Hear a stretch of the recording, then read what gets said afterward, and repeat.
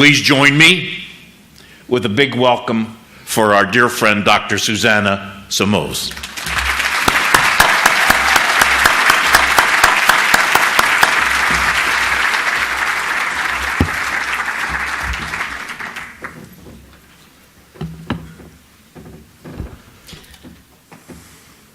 Good morning. Welcome to the second day of our conference. For the ones who were here yesterday, welcome back.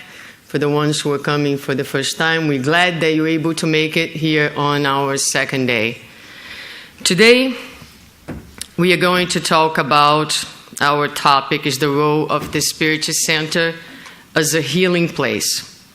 If you were here yesterday, you heard me talking about the goal of this conference, and I said in my opening remarks that one of the goals is to bring enlightenment and to assist the Spiritist movement in Florida. So in preparation for this lecture, I would like to share with you that I heard at least 10 times in my car driving back and forward from work the lecture done by my friend Alberto Almeida he's catching up with the translation, in the third conference that we had here where he spoke about healing. And I will have many references from his lectures, so thank you for that. And if you're not following, I'll tell you later because he's looking at me like I'm not talking to him.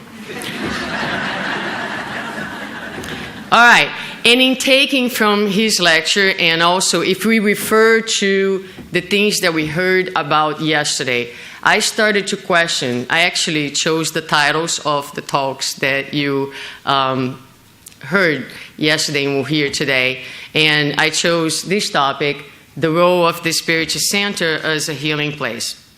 And based on his suggestion and also based on what we heard yesterday, I took the liberty, and I think if you were here yesterday, you will understand, and hopefully you will understand by the end of the lecture today, why we change it from the role of the Spiritist Center as a healing place to the role of the Spiritist Center in promoting spiritual health. It seems to make more sense, truly, because as we heard yesterday, healing in the Spiritist view means healing not of the periphery, but healing of the spirit. And if it is healing of the spirit, that means that the person who is ill needs to be an active participant in the healing process and needs to be ready to be healed. Therefore, I am not able to heal anyone, nor is the Spiritist Center in a role of healing anyone, and not even Jesus was able to truly heal the ones who were not ready to be healed. So we are going to talk today about the role of the Spiritist Center in promoting spiritual health. And I usually like to open the talks by bringing some sort of inspirational quote. And so I found this one by Confucius where, I'm sorry, I'm going to have to do better with these two things here at the same time. But when Confucius said, at 15, my heart was set on learning. At 30, I stood firm. At 40, I had no more doubts. At 50, I knew the mandate of heaven. At 60, my ear was obedient. At 70, I could follow my heart's desire without transgressing the law. And this is a beautiful quote that speaks about the journey of healing. And it does so because, as we heard about yesterday, and we'll revisit some of the concepts today for the ones who were not here yesterday, healing is a journey that has everything to do, and in essence, speaks about our connection with the Creator. So if you look at this quote, it is about someone who is willing to take the journey of learning, of understanding, of getting educated about the meaning and the purpose of life, to the point where you are sure about the journey, to the point where you no longer doubt life, to the point that you understand the laws of God, to the point that even though your temporary desire might seem contrary to God's desire for you, you are able now to be obedient. And then finally, you're able to follow your heart's desire without transgressing the law, because your heart's desire is God's desire. And that truly is. Our desire, our will, what we will and wish for ourselves is not different than what God's will is for us. So when we come to this place of the journey, we will then come to the concept of health and illness. We heard this concept shared with us here yesterday by different people, with different ways, with different words. And we chose the concept that we find in the book, Healing and Self-Healing, by our friend Dr. André Moreira. And in this book, he says that real health is the connection of the creature with the Creator, and illness is the momentary state contrary to this fact. So real health is that moment, again, where my desire, my most inner desire, in no way will transgress the law, because it is one with God's desire for myself. Under this concept, we are talking about the health of the spirit. And he goes forward to speak about the concept of illness. And in speaking about illness, he will define it as an invitation from the body, from the innate wisdom existent within each person, to realign itself with your own consciousness or God's laws, as well as with your neighbor and the universe. So in here, he speaks about illness as an invitation from this innate wisdom existing within each one of us, which is God within us. We carry God within us, in our consciousness. So when we speak about God's mercifulness and God's love for each one of us, and the fact that God takes care of each one of us personally, God does so because the laws of the universe are both outside and within ourselves, always inviting, and I like this word, always conspiring for our benefit and for our health. So this God within operates in us, inviting us every time that we distance ourselves from the harmony of the universe to realign ourselves, and the diseases will manifest themselves in the physical body. So with Spiritism, we learn that there is a purpose. Everything happens for a purpose, and always, again, with the intent of helping us, of rehabilitating us, of taking us back to the path of happiness and peace. That does not mean to say, because we've been focusing so much in the spirit, that we should neglect the temple. The temple is important, and was again in Alberto Almeida's talk that he mentioned that the temple is important and necessary for the sacred being that inhabits it to act. But the temple is not more than its owner. So we're going to stop here to think about this statement for a little bit. So the temple is important. But what we need to realize is this temple is secondary to the spirit, to the immortal spirit. And even though I believe we are in a room with spiritists and or spiritualists, meaning people who do believe and do know that we are immortal beings, we can agree that in our daily lives, this knowledge does not manifest itself necessarily in our thoughts and in our actions. So I'll give you a few examples that speaks to the fact that even though we know to be immortal beings, it's not necessarily expressed in the ways in which we think and we live. So if someone passes away, we might hear someone saying, Miss Smith will be buried today. Well, hopefully not. Miss Smith is somewhere else. And what's being buried is her physical body. But when we speak with the way as if the person itself is being buried, which is not true. Now, we also, and this was mentioned yesterday, continue to refer to our spirit as my spirit. People, we are in the I era. The era of the iPhones, the era of the iPads, the era of the I selfies everywhere. Why not the era, of the I spirit? I spirit. So it's come a time when we need to shift from my spirit, and hopefully once we leave here today, we'll all be saying I spirit. Because it truly reflects what we believe and what we know, that we are immortal beings. But we continue to try to remain immortal in our physicality. So we try to make this physical body, this material body, immortal. And so we will spend so much of our energy, and sometimes of our money, and sometimes of money that we don't have, to remain young and immortal, materially speaking.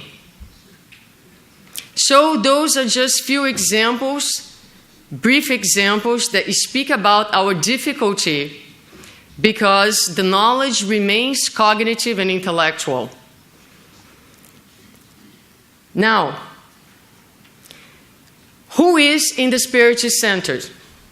Running the Spiritist centers? We are.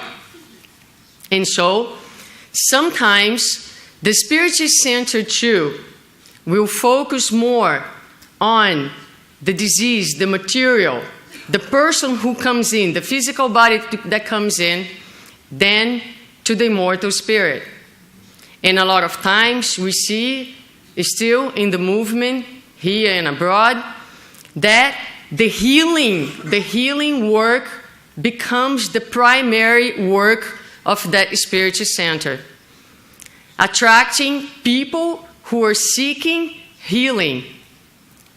But what type of healing are we talking about? And what is the true role of the Spiritist center? If we are stopping on the physicality, we are stopping on what needs to be secondary. So many lectures that talk about health and illness will focus on the work of passes, the blessed water, the intervention of the spirits in our perispirits right now. They're working on us, believe me. But that is secondary. That is what we call mercifulness of God. So we have these resources that help us on today to boost our energy and to help us to continue to do the true work of healing, which is the work of the soul. But when people come to the Spiritist Center and they arrive asking, do you have some sort of healing work here at your Spiritist Center? We have to be mindful that not everybody who arrives seeking for healing is truly seeking for healing. So André Moreira, in his book, he has an interesting statement. He will say, the big majority of sick persons desire numbness and not consciousness. It is very fair that symptoms are relieved, avoiding unnecessary and unproductive suffering. But the educational process that frees the individual from ignorance and dependence is fundamental in the reconstructive process of health or in the prophylaxis of diseases of the body and of the soul. So, if there would be out there a pill, a powerful pill, that could heal everything and anything, who would want it? Me, sometimes. Right? Right? Because we are so used to looking for those things that can fix everything right away, like chocolate. If you follow me on Facebook, you saw that recently I heard that there is a shortage of cocoa in the world, and I'm freaking out. Because when I'm exhausted, I eat chocolate. And if I'm super happy, I also eat chocolate. And if I'm a little sad, believe me, I'll eat a piece of chocolate, and it feels immediately better. And we do that. We would like to get things that can quickly fix our problems. And so Alberto Almeida, in his lecture, he mentioned how people, and I love that, and I have used over a few lectures, you go to the Spiritist Center, and you sit to listen to the lecture, and you sleep. And then, when you enter the passage room, you wake up, and you turn your hands to receive. Because we continue to seek these external resources that can help healing and solve our problems. But what we need to be looking for is education, as he says here, because it is the education. It is those gospel pills that are being given to you during the lecture that will ultimately allow for true healing.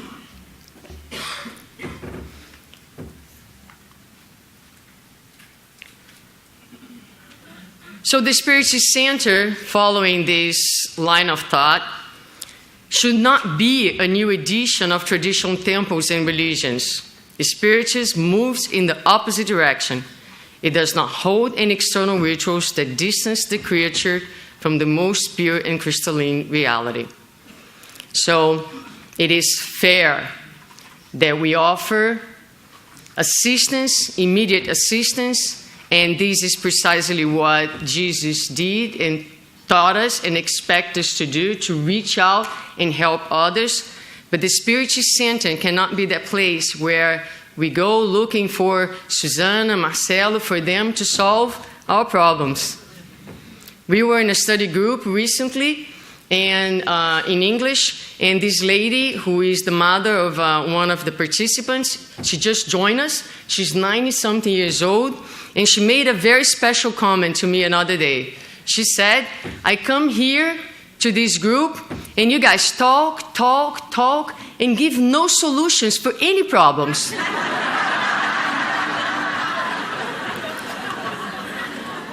And I said to her, that's awesome, because that's exactly the way it's supposed to be.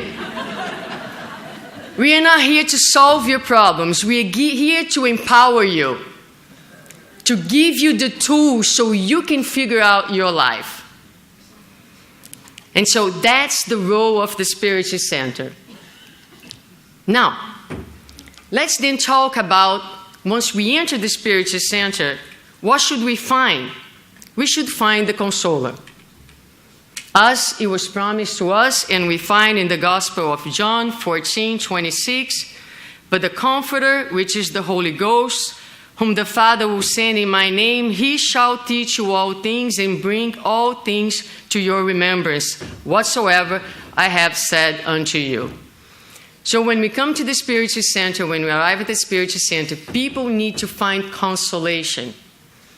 And consolation comes from the understanding of our immortality and the purpose of our lives and our existence.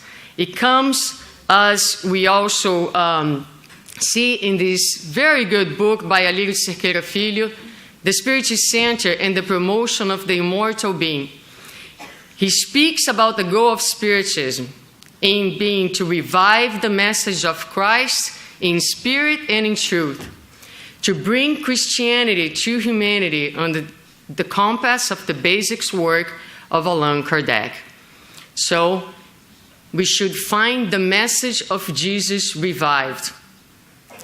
the teachings of Allan Kardec will unveil many of the things that we could not understand. And now we have a broader understanding of the meaning of life and of the things that we should be doing in the path towards enlightenment. And besides the promotion of the Spiritist message, we should be promoting the immortal spirit by inviting the creature to think and to feel as an immortal being. We all believe. Does anyone do not believe that you are a spirit? Probably not. Everybody knows that. But what the Spiritist Center is going to promote is a space where through the study, through reflection, and through service, we will more and more feel as immortal beings. And the role of the Spiritist Center will be then to empower each one of us as immortal beings to take charge of our own health and our own destiny. So I like this picture because it kind of illustrates what I think, that the Spiritist Center is this space, it's like a bridge where we will be offering, going back to the idea of education, intellectual knowledge, moral knowledge, and existential knowledge. Intellectual, moral, and existential. Or we could say we are going to learn at a cognitive level, at an emotional feeling level, and also reach the understanding of life. So we go to the Spiritist Center, and the educational process starts by going to our groups, studying and learning. But the groups should not stop in intellectual and cognitive learning. We're going to talk about that a little bit more. It should help us, bridge us to our inner world, and help us to understand where we stand in our evolution. What feelings do we have? How does the information that we receive apply to our lives? How does the information that we receive chooses the meaning of our life? So it needs to be a space of reflection, because it is through the reflection and the study that the empowerment will become. And most importantly, I think that it should bridge us towards our moral cosmos. In Genesis, there is a chapter that talks about the end of the world and the new era that is arriving. And we all know that our brains are doing well in the sense that we have achieved tremendous amount of intellectual knowledge and understanding and scientific advance. However, morally speaking, understanding this inner universe called feelings and emotions, and I say this over and over, it wasn't until probably the age of 30 years old that I actually learned to name my feelings, because I married a psychologist. So there is an advantage on that. There's some disadvantages, I should say, but some advantages, because I was introduced to the world of feelings. And it was very powerful in terms of empowering me and give me the power to understand what I was feeling, give names to feelings. If you had heard me speaking, I'm always bringing stories that I tell my kids, and all of them teach them, this is anger, this is happiness, this is resentment, and these are okay. They're telling you something, they're giving you a message about you. Let's try to understand them. And so I am delighted that they, at the age of 5 and 6, are learning what I only went to learn when I was 35, I believe. But this is very important. This is a very important part of the process of education. And Kardec, in asking the spirits in the Spirits book about education, in this question, the spirits are going to speak to him about education and mention the fact that it's not intellectual education, but moral education that we should be focusing on. And it's not moral education through the books, but that which consists in the art of forming character, that which creates habits, because education is the sum of acquired habits. And we had a discussion, Haroldo, I believe, was talking about the changing habits. And there were some questions to Daniel, who was with you yesterday, but yes, and about, how do you change your habits? How do you get to that point of like transformation? Because it's difficult. It's very difficult. And I will tell you that if nothing else works, there will come a point in your life where you'll be so miserable from the old patterns and old behaviors that you yourself cannot take it anymore. And that point is exactly the point that Jesus talks about in the parable of the prodigal son, is when we are feeding the pigs in our lives. We have reached the bottom. So you don't need to reach the bottom. But a lot of time when nothing else works, it is that bottom that will give you the energy and the insight that something needs to change in your life. And so, education. Education meaning investment. If you don't want to reach the bottom, we need to be actively investing on our education. We need to be actively investing on the development of our virtues. We need to be actively investing on bringing all this intellectual knowledge into our hearts, the education of the soul.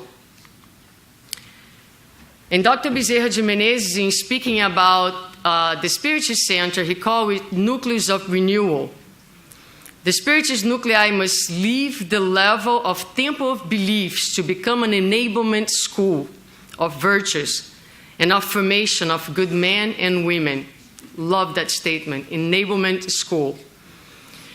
We have to promote our homes, our groups, from emergency stations, providing relief and help to nucleus of social and human renewal. We will accomplish this by stimulating the development of ethical and noble values able to generate renewal. To reach this goal, there's only one way: education. So those are really nice ideas to bring to our Spiritist Center. And if you are a work of a Spiritist Center, or if you are a director, the president, the vice president, or if you're going to a Spiritist Center, is this what you're finding? Is your Spiritist Center an enablement school? Or is it a place where people come, they are attended in their immediate needs and sufferings and pains, and then what's the next step for that person? It needs to be a system in place to promote the individual, to give the individual back the power that he or she lost somewhere along the way. And if it is a school of education, who is the teacher? Jesus. And so we are going to reach out to the teacher right now, again using and borrowing from our friend Dr. Andre Moreira in his book, Healing and Self-Healing, a Spiritist medical view. Unfortunately, not yet in English, but it's a pearl. It's precious, this book. And in here, he will refer to 5 healings done by Jesus. So we're going to touch very briefly on them. And if I really encourage, if you can, to have the book and read the chapters, because it's very beautiful. But the first healing is the healing of Bartimaeus, and it's in the Gospel of Mark. So Bartimaeus was a beggar on the side of the road, and Jesus is passing by, as always, with a crowd around him. And Bartimaeus calls for Jesus.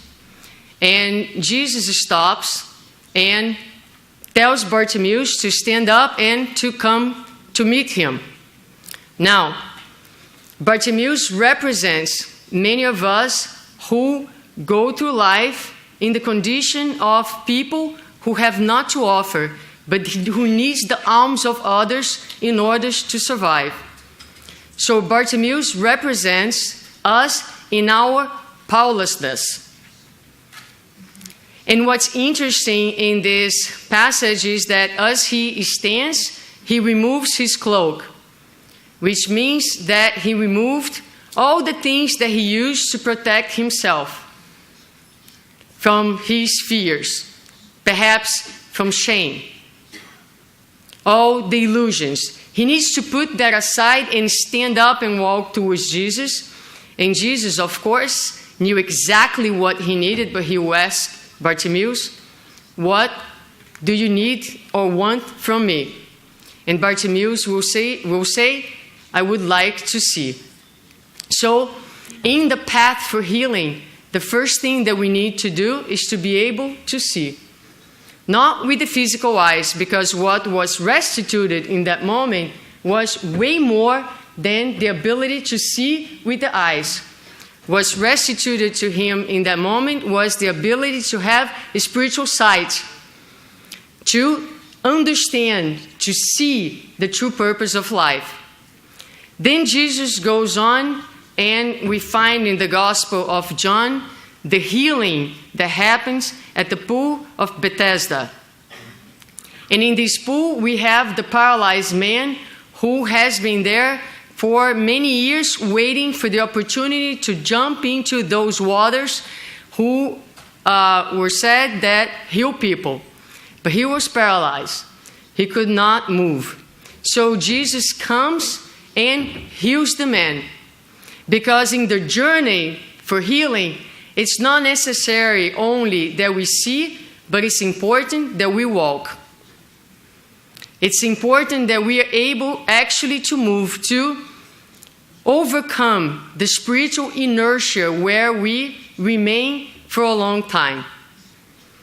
And in another healing, Jesus will heal the 10 men with leprosy. Leprosy is a disease of the skin and of the nervous system. It's a disease that at the time promoted segregation, separation. So Jesus will heal the 10 men and will tell them that they need to go back to the city and present themselves to the priests so that they could be reinserted into society. This is a very powerful passage because, as we know, out of the 10, only one returns to thank Jesus. Meaning that even though all of the 10 men were healed peripherally, only one of them achieved true healing. And so this healing means that in order to heal, we also need, after we see and after we walk, we need to be willing to relate to one another with sensitivity, trying to be useful in the society where we find ourselves. In Matthew, we find Jesus healing the man who was possessed. And each of the healings will have very special and unique features to it. In this one, Jesus will do something different. He will ask the man, he will ask the spirit, what is his name? And the spirit will say, my name is Legion, because we are so many. And so when Jesus asks someone's name, what he is trying to do is to reestablish in that person the sense of true self, who you truly are as a divine being, as a child of God. So we need to see, we need to walk, we need to relate with sensitivity, and we need to realize and understand that we are unique, special, divine beings, child of God. And then finally, in Luke, we'll find Jesus healing on a Saturday, the man with the shriveled hand. Now, you're not supposed to heal on the Saturdays. But with this healing, Jesus is going to teach us the importance of service, the importance of attaining one's needs above the rules and the conventions. Many times, unfortunately, we still see in the Spiritist centers the rules being placed above people's needs. And so the rules are absolutely necessary, but they cannot be so rigid that people are not attended in their need and in their suffering. So Jesus here breaks the rules to show the importance of servicing at all times and at any time. All right, so to see, to walk, to interact, to be, to serve, to heal. The journey that we are proposing today and that the Spiritist Center should promote for the person who arrives. How so? So let's look at the role of the Spiritist Center in supporting spiritual health. So I made a little parallel between the healings of Jesus and the role of the Spiritist Center. And this comes from my mind. So sorry about that. Here we are. So we are going to do a parallel between these healings and the role of the Spiritist Center. Because when we enter the Spiritist Center, we should find Jesus there. And what I mean by that is this. Every single department, every single activity should in some way express the way in which Jesus lived and taught. And so Jesus should be present. The activities of the Spiritist Centers are built based on the ways that he lived and the ways that he taught. So where do we think that we will achieve and reach a spiritual sight in the Spiritist Center? If we can muscle our fatigue and stay awake during the lectures, right? So we will gain sight in the public meetings. And then sometimes I hear the public saying, but this lecture was so basic. I heard this so many times already. Like lectures on forgiveness, for instance. You know, every Spirit Center has at least a few of them a year. Right? And so, yeah, good. Are you able to forgive now? If not, then keep listening. You know? Try to stay awake. Because you really, really need that. Oh yeah, I forgave someone who, you know, spoke bad about me. But if it's a harder offense, right? For betrayal, are we able to forgive? So we need to be there listening to all those lectures and trying not to sleep. So in the Spiritist Center, the public meetings and the study groups will be the opportunities to give us the spiritual sight that we need in order to heal. Now, the movement, the ability to walk comes from the reflection. And I borrowed this term from Lírio Cerqueira Filho. He proposes that the Spiritist Center have what he calls applied reflexive studies. Where, again, any and every single study, no matter if you're studying Genesis, Heaven and Hell, Spirit's book, or Gospel, you should be facilitating the group in terms of thinking. All right, I'm learning about fluids in Genesis. How does that impact my life? What does that mean? How is that going to change my existence? So we need to be moving. What does that mean in terms of my spiritual health? So you now understand about the role of thoughts. We thought about that yesterday. We thought about the perispirit. So we understood about fluids. Haroldo Dias talked about it. So if I am in a position of anger, of resentment, how is that affecting my spiritual health? And so you start to understand why you should move, why you should change, why you should seek transformation. And then the movement within the soul starts to take place. There are two little stories that I'll share with you. One about spiritual sight is found on the book The Alchemist by Paulo Coelho. And in this book, it's a little story I'd like to throw it out there so you guys don't get too tired of all the philosophy. So, in this book, Paulo Coelho tells that a man is seeking for enlightenment and he goes to see this master who lives in this outstanding castle. And goes to the master and says to the master, Master, I would like to reach enlightenment. Master says to him, very simple, take this spoon, 2 drops of oil, walk around my castle and my properties, come back here, make sure the 2 drops remain in the spoon. So the man goes, walks around, take hours because it's a huge place, comes back, Master, here I am. He was happy. The 2 drops were right there. And so the master says to him, tell me about the things that you saw. Well, Master, I didn't see anything. I was looking at my 2 drops in the spoon. Well, how can you be seeking enlightenment and miss all the beauties of the house of the master? Go back and pay attention to them. So the man goes, comes back, really surprised. Master, what a magnificent castle you have, and your properties, and the gardens, and the pictures, the rugs, the furniture.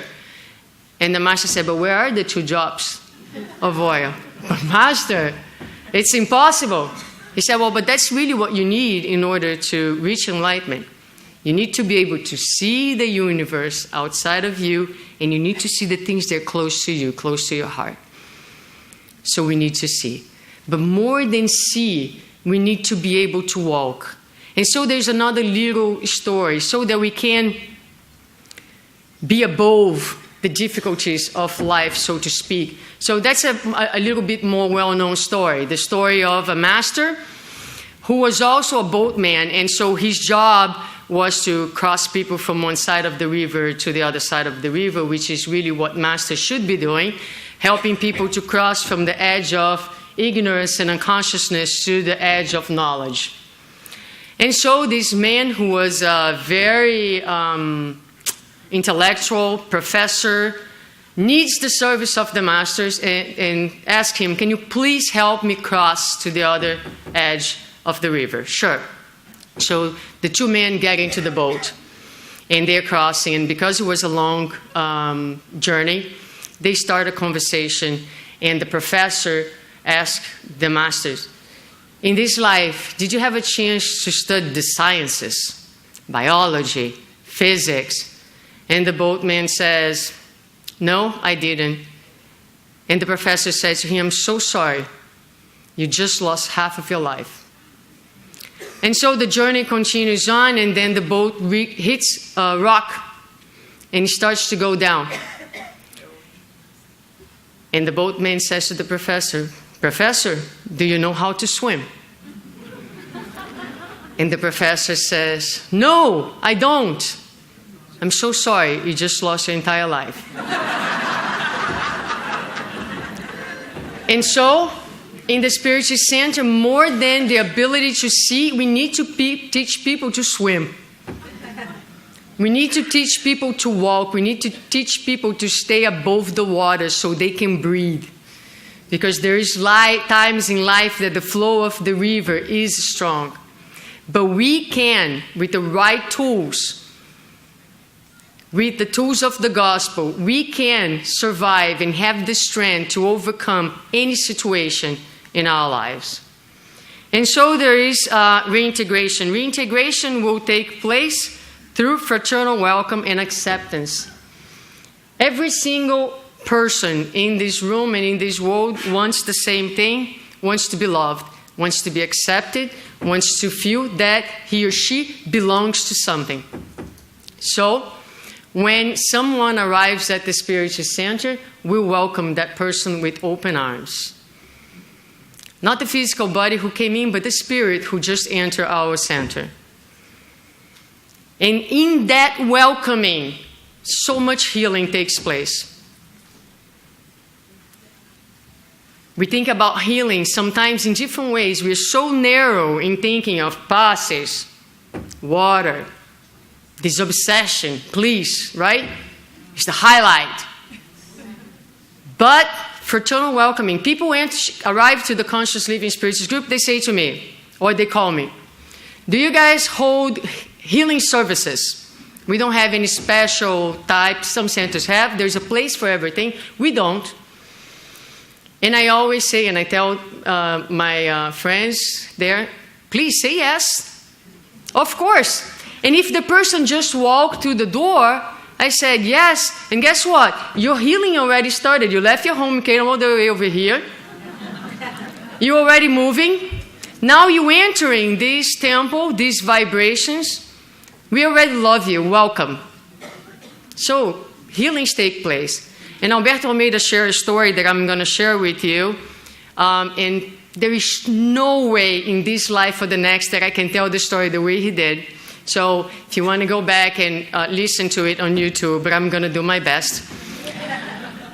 And it's a story about Chico Xavier, who one time received a man who was a psychologist and who had suffered sexual abuse. He was being sexually abused one time, and he goes and looks for Chico, and he tells him about his story, and Chico tells to him, "My son, don't worry, you're going to be fine. Everything is going to be okay," and embrace him and welcome him.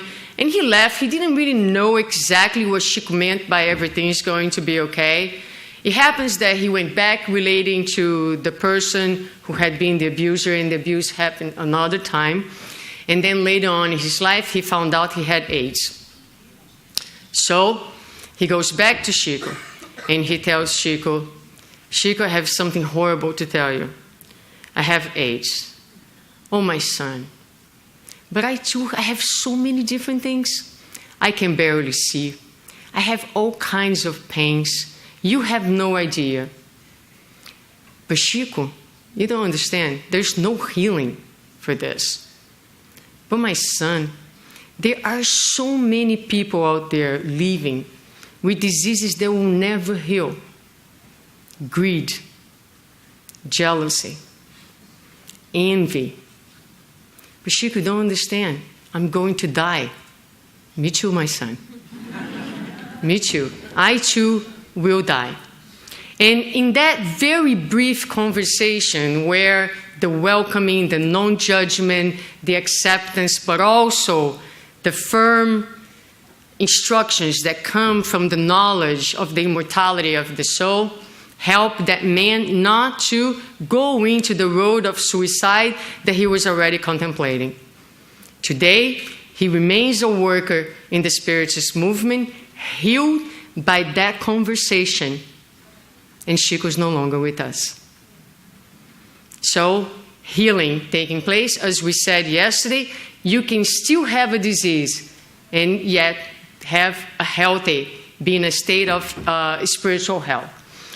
Individualization, I put here when referring to the healing, when he asked the person's name, the work of mediumship, and I put the word self-disobsession. I don't even know if it exists, but I created it.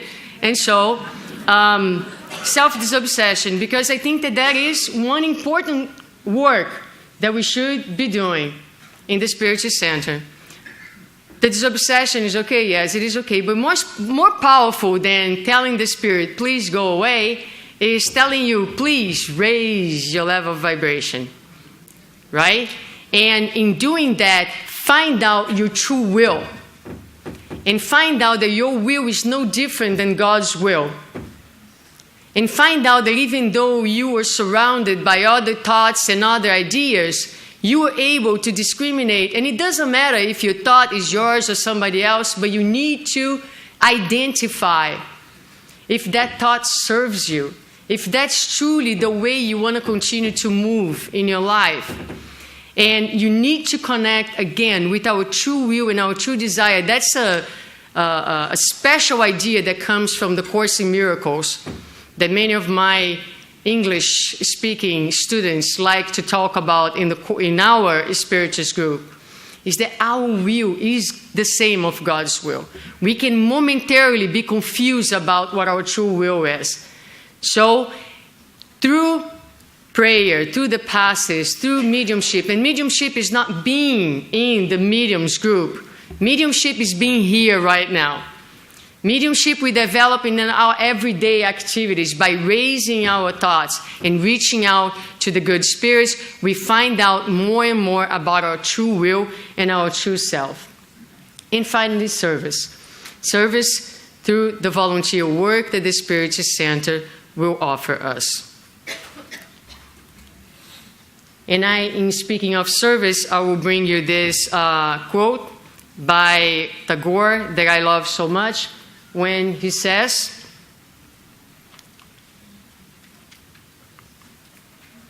I slept and dreamt that life was joy. I woke and saw that life was service. I acted and behold, service was joy. So service is joy. Haroldo Dutra Dias did talk a little bit about service yesterday as well. But I will take now, I have 1 minute, and it's going to take more than 1 minute, maybe 3 minutes. So I try to be a very disciplined president, but I'm going to break my own rules here and go over the time for 3 minutes. So forgive me. But I must share with you this story from the Master. To close our talk today, we need to go back to him who is the sun, the light, and the healing and the healer of souls. The story is narrated in this book, Light of the World, by the Spirit Amélia Rodrigues, and it's called True Healing. And forgive me, it's very difficult to translate Amélia Rodrigues. I tried to memorize the story to tell you, but I am going to read. And so it talks about the conversation that takes place in the balcony of the house of Lavínia, who was noble and a rich woman some years past the time of Jesus. And Lavínia is talking to Miriam, who is her servant and friend. And Miriam is sharing with Lavínia her knowledge about the Christians. So she will say that the Christians constitute the most cordial group of all empire, unable to disorder or to disrespect of any time. I'm not sure what happened to the Christians. They love the truth and obey the laws, cooperating to the general well-being of society. They're able to remain calm even when facing adversities and an unfair government. They keep hope even when persecuted and robbed. So she's telling Lavínia about her impressions and experiences with the Christians. And Lavínia is very surprised because she had no idea that Miriam actually knew the Christians. So she says, Miriam, you speak as if you know them. This really surprises me. You live in my house. You have been a special and dear guest since the days of my parents. I could never imagine that you would spend time with these people. They don't sacrifice to the gods. They go against the traditions of Rome. And Miriam said, I agree, noble Lavínia, that they do not revere the gods, but the one God that is unique, sovereign Lord of the universe. You surprise me. You speak like a Christian.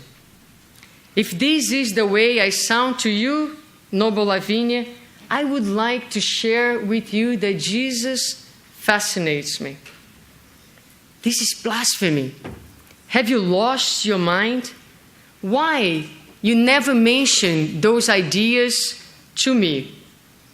You have never asked. And what do you have in favor of the crucified and against our gods? Nothing, noble Lavínia. Nothing against the gods.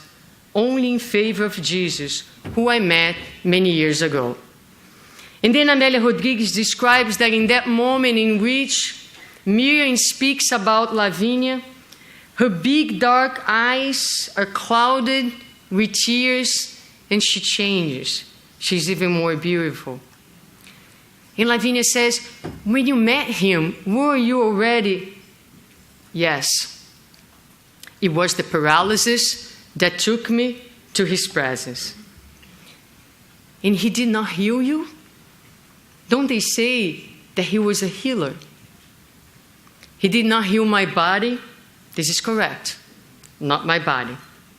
Listen to me. I'm going to tell you everything. When I was young, and my life was full of energy, and energy used to run through my system, and I was filled with enthusiasm and the hopes of the youth, but limited by my paralysis. I heard of Jesus. And I heard that he would go around healing the deaf, the mute, the paralyzed, the obsessed. And I ask and I implore that I would be taken to him. And her voice is cracking with emotion as she goes back in time to remember that important day of her life. He was spending the night at the house of Peter. And she's taken to him. And when she is in his presence, he would say to her, "What would you like, dear daughter?" "I wish to walk again, Lord." And Jesus will stop, will look at her with his eyes. And then after a while, he will say to her something very special. He will say to her, "Walk is not the most important thing in life as you think. I will give you a lot more. Go in peace." And she leaves. And Lavinia now can't understand. But you have never gotten out of bed. How can you say that you love and respect him? And Megan said, "For a long time, I too could not understand and thought like you. Why did he not heal me? I met many people who were paralyzed, many people to whom he restituted the movements, the eyesight, the ability to speak, people who were obsessed and ended up healing. Why not me? Only time allowed me to understand. As time went by, I saw many people who had been benefited from his healing to become sick again, and some died. After reacquiring health, many forgot about their duties, returning to old, harmful patterns of behavior. I, however, remained paralyzed. But little by little, I started to be taken by a very deep sense of peace and dominated by an unexplainable joy of living and of loving. And I transformed my suffering into smiles to the ones who were happier than me, and my resigned suffering silently taught others comfort and hope. She paused for a while, remembering of Jesus, and she said, "I started to love him. It's true. I heard that he left. I heard that he reappeared many times. I was told about his deeds, his life, his miracles, and I found myself loving him to the suffering of the ones who were unable to meet him. I was then invited to participate in the meetings that were done in his name. And when there were time for rest, the break in between the studies, I would sing. I would sing in his honor. I would sing about his mercifulness and his love. I was healed. Not from the paralysis of the body, but my soul was healed, which is much more important. And your parents, when they passed through Jerusalem and met me, they invited me to come to Rome to sing to you and to become your friend. It is like I'm telling you, noble Lavinia." And Lavinia says to her, "This Jesus, no doubt, despite my respect to the law and to the Roman tradition, seems to be like a God. Not a God, because there's only one God, but he is the Son of God, sublime King above all kings." And Lavinia gets scared because she's afraid for her friend, and she says, "Shut up, Miriam, so no one hears you and thinks that we are conspiring against the imperator. Silence your sympathy for the Christians." And the dialogue will end with Lavinia, with Megan saying, "I can't, noble Lavinia. Forgive me. But once one knows Jesus, one belongs to Jesus and gives his or her life to him so he can be the light and the sun guiding our paths." And so I think this message summarizes what the Spiritist Center should be teaching each one of us. The true healing, the healing of the soul, empowering our soul so that borrowing from the words of Albert Schweitzer. He would say, each patient carries within him, herself, his, her own doctor. The patient who looks for us does not know this truth. The best that we can do is to provide their inner doctor a chance to go to work. So folks, let's go to work. Thank you.